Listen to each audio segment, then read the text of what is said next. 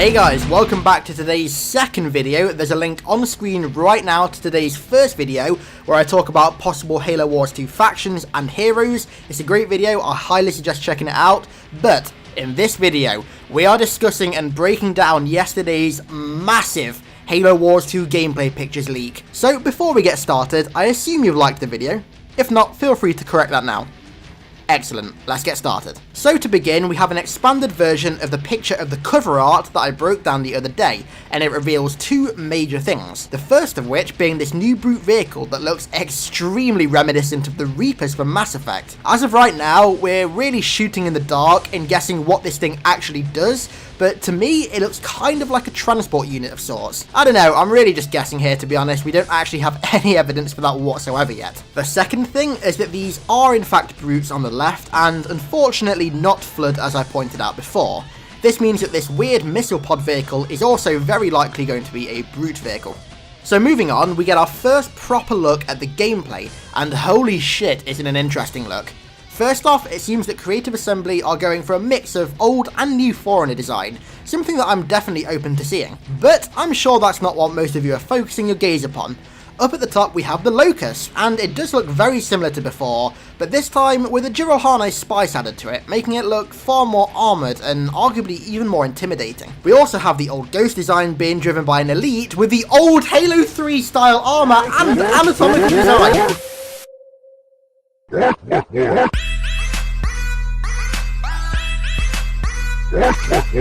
Seriously, you guys don't know how excited I am for this tiny detail in particular. These units seem to be from the Brute faction in particular, seeing as the Brute replaces the usual elite in the Grunt squad, just like if you play as the Brute Chieftain in Halo Wars 1.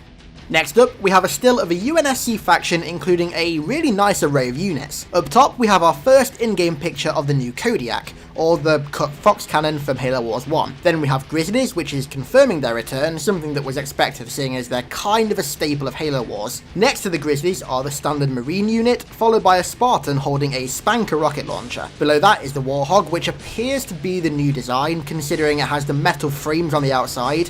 And below these Warhogs we have another Spartan, but this time it's holding a chain gun. Now it's worth noting that this image may be from the campaign, seeing as the Spartans are likely red team as they're holding different weapons, which is identical to the way that Halo Wars 1 Spartans worked in the campaign. For the record, the Spanker Spartan is likely going to be Douglas. We then have a look at the Cyclops, and this time it looks like it's holding an LMG mounted on its right arm, which is pretty cool. We then have another look at the Flamethrower units, which look even bulkier now. We then have our first look at the Pelican, which is the old design.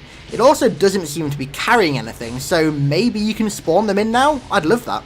Here we have another shot of UNSC units, and there's nothing too special aside from the light bridge. Again, it really shows a nice mix of the old and new Forerunner architecture here, something that I'm really excited to see actually.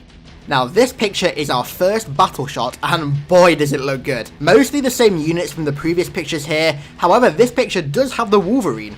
It's also worth noting that the Wolverine appears to have the dual launcher upgrade, so I guess that kind of confirms that upgrade's return. The Cyclopses here also have chain guns outfitted on their arms, much like before. Not only is this a really badass addition, but it also makes the Cyclops far more viable in multiplayer, in my opinion. Finally, it appears the Grizzly now has a missile launcher on top of the gun. As if the Grizzly wasn't powerful enough already, my god these things are going to be overpowered. Next up, we have another battle shot, but this one has quite a few new units in it.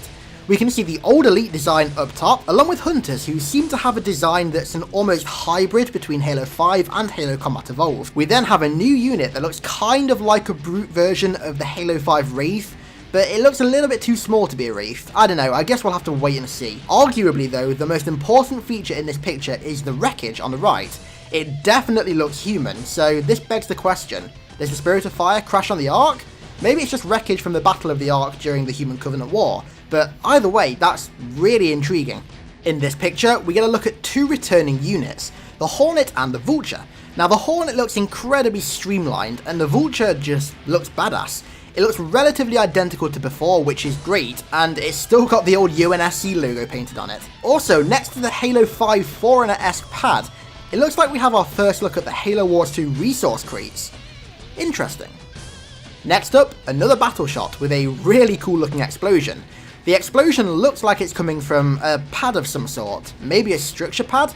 I really hope so, because it doesn't appear to be linked to anything, which means it could confirm one thing that I really want from Halo Wars 2, non-restrictive structure building. Now this in a nutshell means instead of being tied to building on a limited number of pads connected to a base, it allows free building of structures within a large vicinity of a base, something that makes gameplay far less repetitive and far more interesting. Something that further supports this is this thing in the bottom left that looks like it could be part of a brute building, which is built far away from the building we see being destroyed. I seriously hope this means what I think it means. In this picture, we have a few new interesting things. First off, we have a new brute unit that looks very similar to that missile launching thing on the cover art. Next to it, we have a brute-led grunt squad, with the brute holding this new weapon we also see on the cover art. I don't know what this is, maybe like Halo Canon suggested, a larger ultra spiker or something, but either way, it looks really cool. I've got to give props to Creative Assembly and 343 on this brute aesthetic and design in this game. It just looks on point. And from what we've seen so far, it really nails the brute's overall aesthetic. On the left, we have our first look at the chopper. It appears to have had a very slight redesign, but in my opinion, it still looks pretty good. Up top, we have the locust firing what looks like electricity.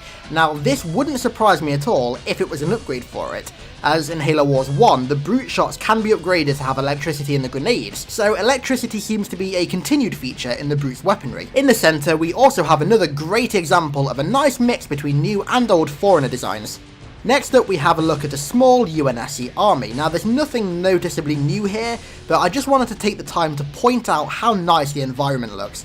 I cannot wait to see how good this game looks on PC, with ultra settings and hopefully 4K support. If Halo Wars 2 does get 4K support, I will definitely be uploading some 4K gameplay when the game drops. And finally, this last picture leaves us on one hell of a bang. In the forefront, we have a new brute air vehicle, which is likely that weird thing on the cover art that looks like a Reaper from Mass Effect with the dangly legs. This thing looks super interesting, as it appears to have a face and even fangs. Seeing as it's mechanical, it's not exactly going to be a living thing, but it certainly looks intriguing, and I really cannot wait to see what this thing does. And just to the right of this, we appear to have an elite honor guard. This pretty much should confirm my expectation for a Prophet leader that can spawn elite honor guards to defend it, much like in Halo Wars 1. And hey, with this game being extremely brute focused, maybe we'll even get some brute honor guards this time. And that pretty much concludes the analysis of this entire leak.